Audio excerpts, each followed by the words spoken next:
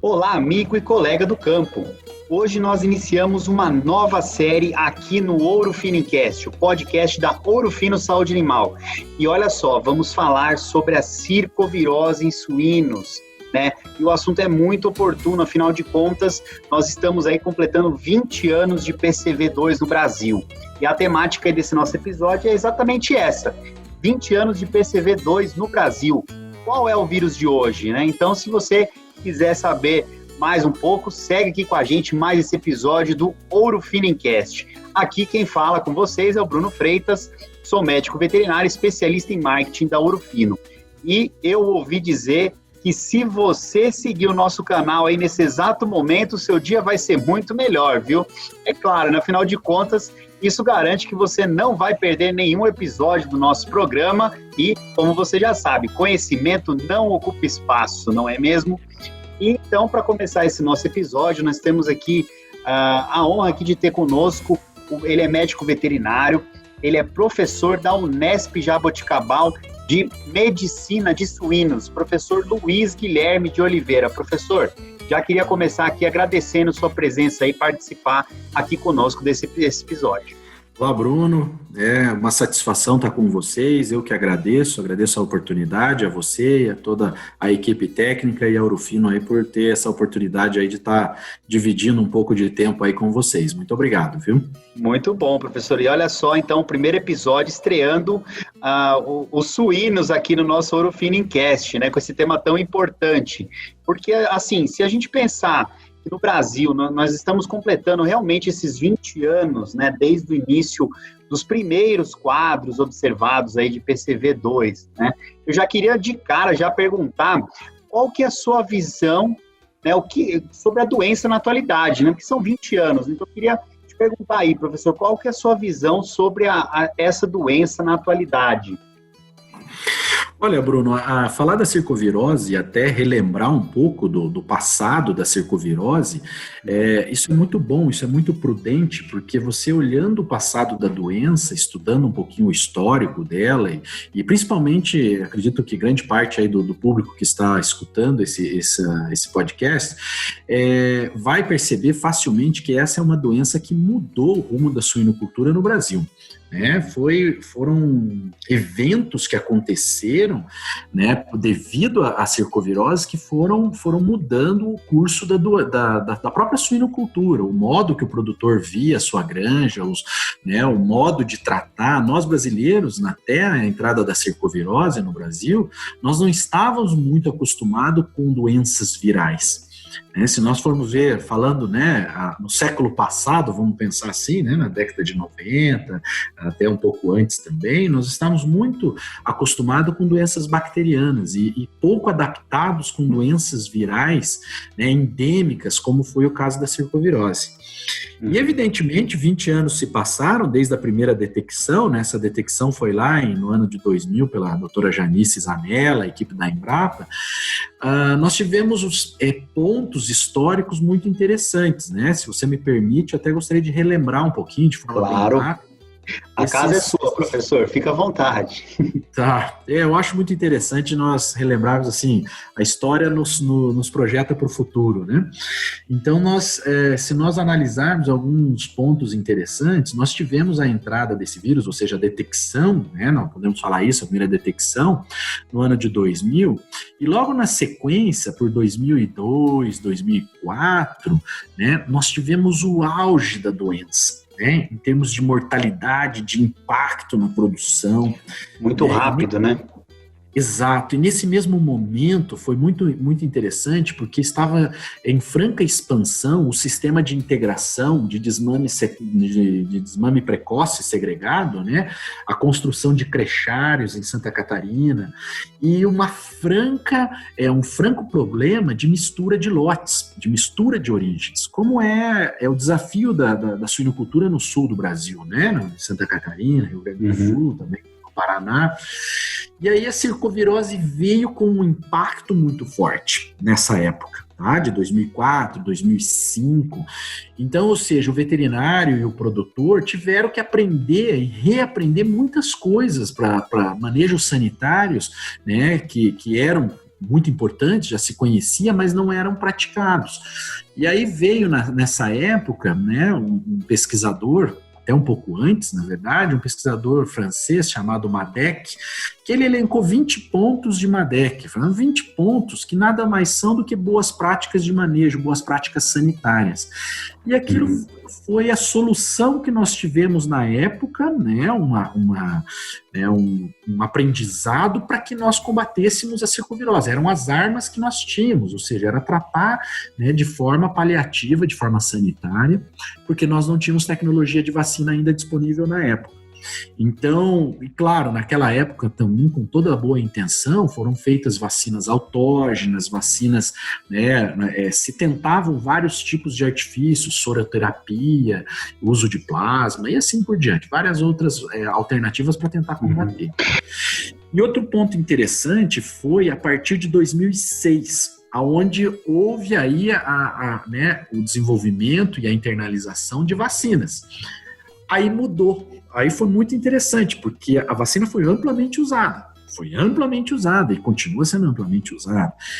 E aí a situação da circovirose parece que entrou depois de algum tempo, né, de poucos anos, numa situação de um pouco mais de calma, de calamidade, assim, passou a calamidade, né, passou a tempestade. O pessoal acostumou um pouco mais já com esse tipo de problema e como lidar com ele, certo? Exato, e a vacina funcionou, né? A vacina funcionou bem, deu uma imunidade de rebanho adequada na época, né? E aí, quer dizer, a situação ficou, de certa forma, controlada, com o uso massal de vacinação. Aí, evidentemente, nós estamos lidando com um vírus, né? Que é astuto e que tem um mecanismo de escape do sistema, né? Bom, com isso nós fomos evoluindo, né? Aí já vieram, né, a próxima década e o vírus evoluindo, o vírus se diferenciando. Nós temos a detecção de genótipos diferentes, nós temos a detecção de espécies diferentes, ou seja, veio o PCV3, né, que é onde a semelhança genômica é diferente, né? Nós temos menos de 80% aí de semelhança genômica, então um outro vírus. Aí veio já o PCV4 e assim por diante. Vai evoluindo, né? Vai evoluindo, exatamente. Então, o que eu posso te falar, Bruno, e para os espectadores desses 20 anos? Esses 20 anos, nós poderíamos realmente escrever um livro das várias etapas do que a circovirose trouxe para a suinocultura e como esse vírus se comportou, né? Então, se nós pegarmos dentro da nossa área de trabalho de pesquisa aplicada, são muitos os trabalhos com o circovírus, sabe? Muitos os trabalhos. E o Brasil tem liderado pesquisas robustas sobre isso, sobre a circovirose, e o produtor brasileiro também, né? Ele também passa por fases. Ele teve fases onde ele lidou muito bem com a circovirose, onde ele tinha aquilo como preocupação, depois ele acabou caindo um pouco no esquecimento e agora está, de certa forma, ele percebendo que está causando prejuízo novamente, né? Então nós estamos lidando com um inimigo que ele é astuto, ele é um inimigo que vai buscar artifícios e ele é um vírus, ele consegue fazer replicações, ele consegue fazer mutações e assim por diante, aonde nós vamos ter uma guerra constante. Esse é um vírus que nós temos que vigiar, né?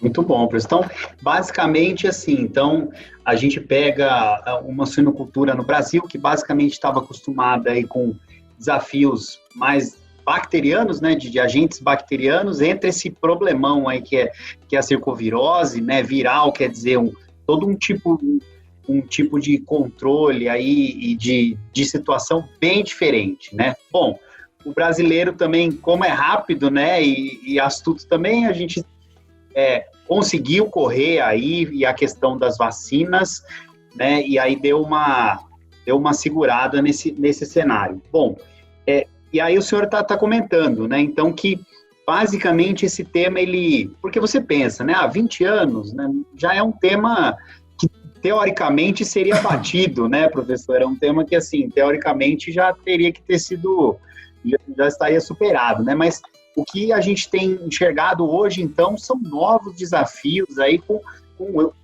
ainda com a circovirose, né? Eu queria, se fosse possível, o senhor comentar um pouco a respeito disso, assim, então, o que seriam, assim, se na sua opinião, né, quais são esses desafios aí que a gente tem observado no campo hoje com relação ao PCV2 mesmo, né, ou a circovirose, né?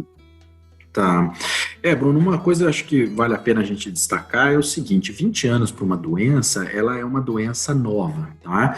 Porque nós lidamos com doenças centenárias, né? Se a gente for analisar a maioria das nossas doenças, as detecções foram centenárias.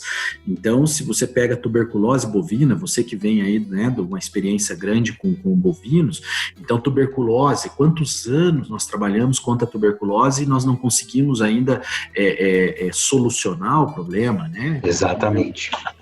Outras enfermidades como febre aftosa e assim por diante. Eu acho que na história da medicina veterinária nós tivemos um sucesso que foi a peste bovina, né? A erradicação mundial da peste bovina. As demais enfermidades nós continuamos batalhando, né? Então falar em circovirose é uma doença nova. Eu acredito fielmente aí que é uma doença nova dentro do nosso cenário de suinocultura. Bom, e atualmente, né? Eu acho que esse que é um questionamento sobre o que a gente tem visto no campo. Eu acho que uma mensagem bem interessante, que quem está no campo, né, que está vivenciando, tem muita experiência prática, ele talvez concorde comigo, que nós temos ainda a circovirose como uma doença base. Né? Ela é uma doença que, se a gente for usar bem didaticamente, ela é a base do iceberg. Ela é a base do iceberg. Quando você vai, por exemplo, fazer uma monitoria, né, você recebe lá do frigorífico problemas de abate com muita aderência, tal, né, no pulmão, né, problemas de pleurite, pleuresia, né, aí você vai investigar, puxa vida, estou tendo problema com actinobacillus, estou tendo problema com pasteurella, tal, né, você vai pensar nesses agentes bacterianos e você vai mais a fundo. Quando você vai a fundo, você vai ver que você está com um problema, na verdade, de imunidade do seu rebanho. O seu rebanho está sendo afetado por um vírus imunossupressor, que está abrindo portas para outras enfermidades que são pontas de iceberg, que são indicadores. O mesmo, chegou num sistema de crechário ou numa propriedade ciclo completo, nós estamos vendo mortalidade por doença de Glasser, Haemophilus parasus. Pois bem, Haemophilus parasus, né? Nós pensamos, puxa vida, vamos fazer um esquema vacinal para Haemophilus. Claro, muito bom, muito importante. Mas o que está abrindo portas para esse Haemophilus parasus? Certamente a gente cai na esfera do circovírus. Né? E o contrário é verdadeiro. A experiência de granjas ou de propriedades que controlam muito bem a circovirose, ela acaba eliminando ou diminuindo muito os problemas com bactérias, né? Ou com doenças endêmicas, com doenças, né, que nós podemos chamá-las até de secundárias, né? Como é o caso da doença de Glasser, ou às vezes algumas pleuresias, muitas pleuresias. Claro, é complexo, né? O sistema todo é complexo. Mas o que a gente tem visto no campo, né, basicamente, é a atuação do circovírus em diversas fases. O circovírus ele não está mais como aquela manifestação clínica do passado, que é só o definhamento, ou aquela manifestação clássica, né? Onde você tem lá a imagem daquele leitão refugando, aí você bate o olho e esse é um circovirento, né? Olha ele lá, peludo, orelhudo, né? Era teoricamente até um pouco mais fácil, então, de diagnosticar, né, professor? Exatamente. Esse é um sinal muito clássico, né? Você chega, esse leitão tá refugo, aí, puxa, é circovirose, é um circovirento, né? Então, aquele feinho, né? Aquele leitão feinho, aquele lote que tem vários feinhos. Na verdade, não. A doença, ela tá dando uma rasteira de outras formas. Ela tá dando uma rasteira de outras formas. Ou seja, uma doença que causa uma depressão linfóide, uma doença que tem o sistema linfóide como alvo, é evidente que ela vai abrir porta para outras. É evidente que ela vai conseguir fazer com que o seu ganho produtivo do animal, ou seja, os ganhos zootécnicos, sejam prejudicados, né? E ela vai abrir porta para outras bactérias, outros agentes. Então, o que tem acontecido muito é isso. A dinâmica da apresentação da circovirose tem que ser considerado durante o sistema todo. Desde os reprodutores, lá nos leitões de maternidade, onde nós podemos já ter o início da infecção, né, já ali na maternidade, Uhum. excreção, viremia nesse início, e depois tradicionalmente na creche e lá no crescimento e engorda, em especial atenção nos momentos de mistura de origens, né, onde essas misturas de origem faz com que a gente tenha ainda mais, né, uma disseminação árdua do circovírus. Então, problemas reprodutivos, né? O quanto nós temos aí de repetição de estro, repetição tardia, né? Ou a gente pode falar aí de absorção embrionária, né? Causada pelo circovírus, nessa fase inicial, nesse primeiro terço inicial de gestação, né? Principalmente pensando num caso de leitoas, de primíparas, né? Onde elas vão repetir o estro e aí nós temos aí uma participação importante do circovírus. Mesmo, nós podemos ter problemas lá, né, como eu já bem disse, lá no abate, onde nós vamos ter animais com problemas respiratórios que vêm de um complexo de doença respiratória suína que tem participação do circovírus, né? Então, uma coisa muito interessante, né? Nós temos que ter a consciência que cada caso é um caso. Nós não podemos mais generalizar. Essa é uma característica que quem trabalha nas diferentes suinoculturas do Brasil nota isso facilmente. Quem vai para uma suinocultura independente, onde nós temos um ciclo independente, a manifestação da circovirose pode ser totalmente distinta de um sistema integrado, né? Os desafios são distintos, né? Então, veja, eu acredito e eu acho que passo essa informação para o campo, que a circovirose tem que ser olhada como um todo. Ela não é uma doença de creche, ela não é uma doença restrita àquela fase de 5 semanas até 12 semanas, como a gente conhecia ela no passado. Realmente, esses pontos de manifestação de doenças têm a ver com a circovirose. Isso assim, professor, isso realmente pode ser considerado um ponto de mudança aí, né, nessa dinâmica da doença, como nós conhecemos ela aí há esses 20 anos, né? Então, quer dizer, como o senhor falou, né, é uma doença que, poxa, num começo aí, né, num princípio, era relativamente simples de você identificar os leitões refúgio ali que você olhava, batia o olho e falava, não, isso aqui é característico, né, de circovirose. Agora, se a gente tem uma doença que ela pode estar presente, pode impactar em todos esses pontos, inclusive na reprodução das fêmeas, quer dizer, a gente tem que ter um olhar bem mais profundo sobre ela, né, professor? Exatamente, essa é o ponto-chave do veterinário, do produtor, né, do colega que vai estar atuando no campo, realmente ter uma visão mais abrangente da situação, né, considerar fêmeas, considerar o seu aspecto reprodutivo, analisar os dados reprodutivos, né, considerar o desempenho, né, o desempenho zootécnico, considerar a presença de outras doenças, né, e como é muito conhecida, a circovirose por si só, né, a gente sabe que o vírus está amplamente disseminado.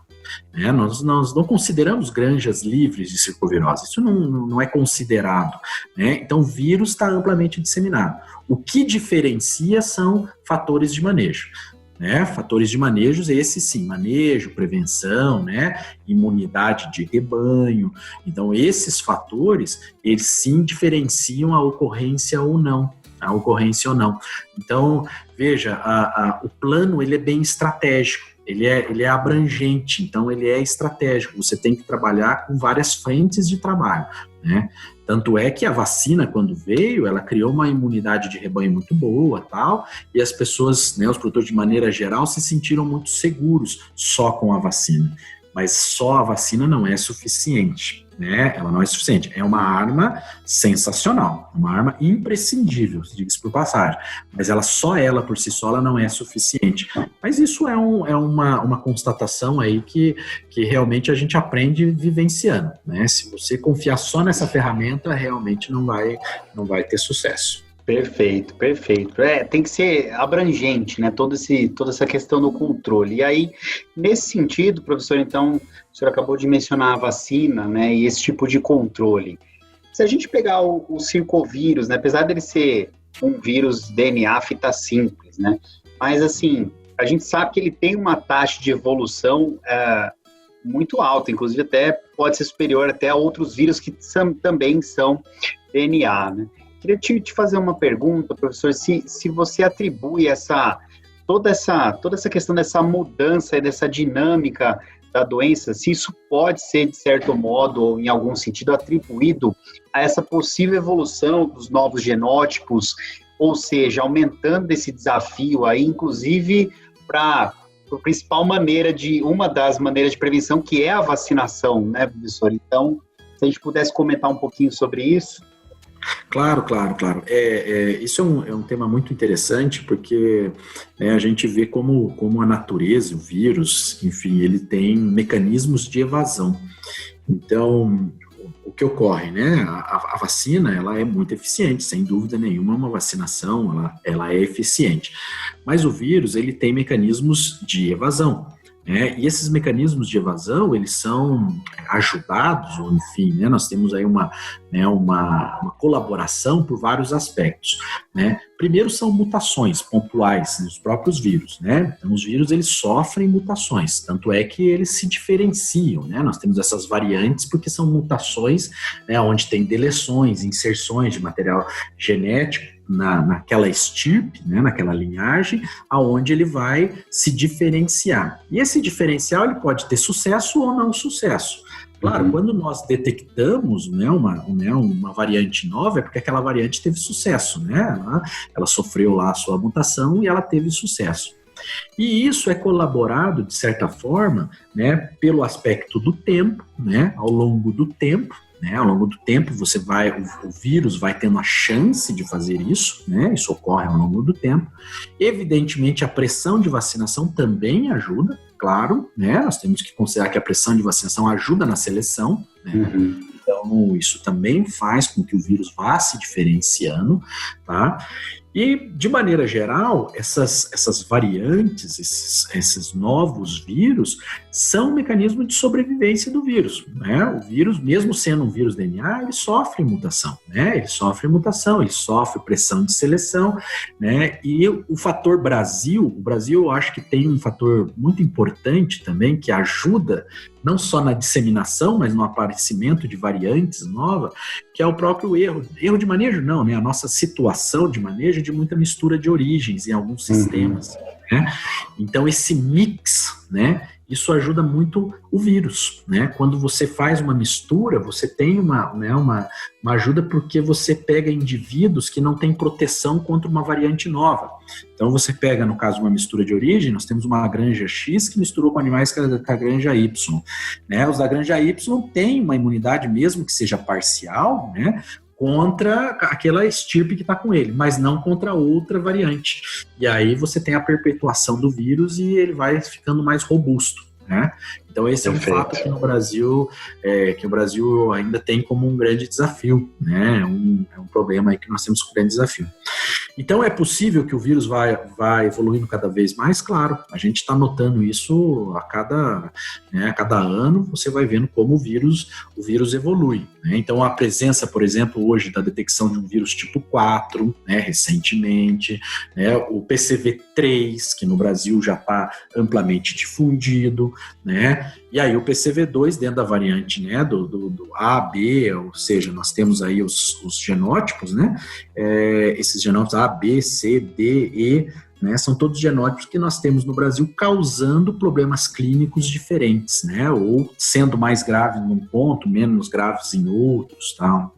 Por sorte, evidentemente, ainda temos que pesquisar bastante também, é a questão das proteções, proteção homóloga ou heteróloga. A gente vê que as vacinas, de maneira geral, geram uma proteção, geram uma proteção heteróloga também, Agora, evidentemente, quanto mais homóloga for a proteção, o sucesso é maior, Quanto mais em cima do agente mesmo, melhor, professor? Exatamente. Tanto é uma realidade que a gente vê, se a gente comparar com um vírus que muta muito, que é o vírus da influenza, a cada ano nós temos uma atualização da campanha da vacinação da população, Por quê? Porque nós temos que gerar o mais homólogo possível. Mas nós não vamos conseguir, mas o mais homólogo possível quer dizer uma proteção melhor. E aí a dinâmica vai continuando, né? O vírus vai evoluindo, vai escapando, vai gerando, vai, né? Então é um vírus que assim, as páginas dessa história ainda vão continuar por muito tempo, né? Pelo menos por mais 20 anos aí, né, professor? Pelo menos. Com certeza. E assim, né, professor, muito interessante, então, só para esse assunto, né, da circovirose aí em suínos, né, como o senhor explicou para a gente nessa conversa muito bacana aqui, é uma questão multifatorial, né, professor? Então, assim, a gente vê uma evolução dessa doença, mas também, por outro lado, a gente vê uma evolução da maneira pela qual nós enxergamos ela e a maneira pela qual nós atuamos para combater esse tipo de problema, né, professor? E aí, assim, eu acho que seria muito interessante se o senhor pudesse citar para a gente quais seriam os principais pontos aí que você colocaria para a gente conseguir garantir realmente uma boa eficácia vacinal, né, consequentemente um bom controle dessa doença nas granjas. Bom, muito bem, eu acho que a gente tem que frisar bem que, né, como eu já disse, né, que a vacinação é uma arma fundamental, né, mas ela complementa outras estratégias, né. Então, uma dos pontos que nós temos que reforçar bastante realmente são os fatores de risco. Tá? Nós temos que considerar que a granja, né, o sistema de criação tem que buscar minimizar o máximo possível fatores de risco. Né? Quando eu falo de fatores de risco, são fatores que refletem as boas práticas de produção.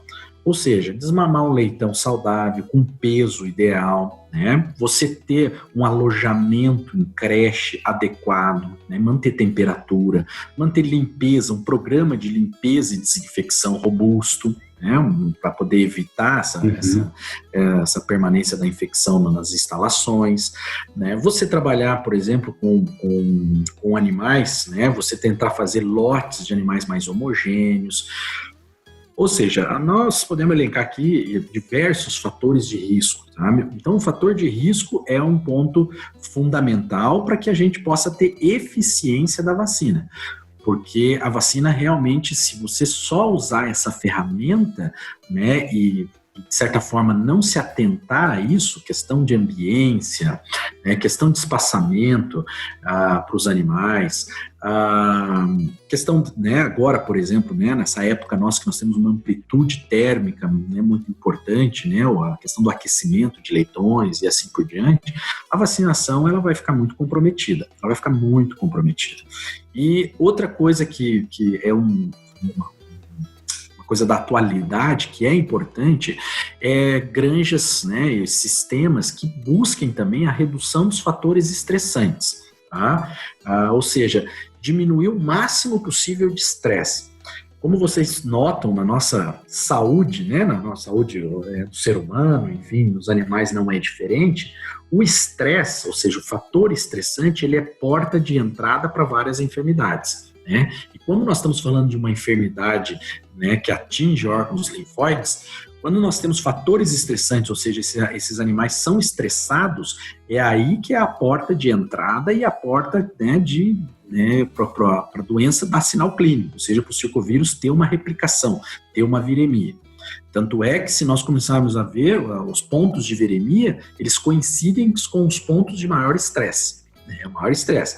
Então, desmame, reagrupamentos, né, épocas de amplitudes térmicas, né, onde nós temos uma variação grande de temperatura.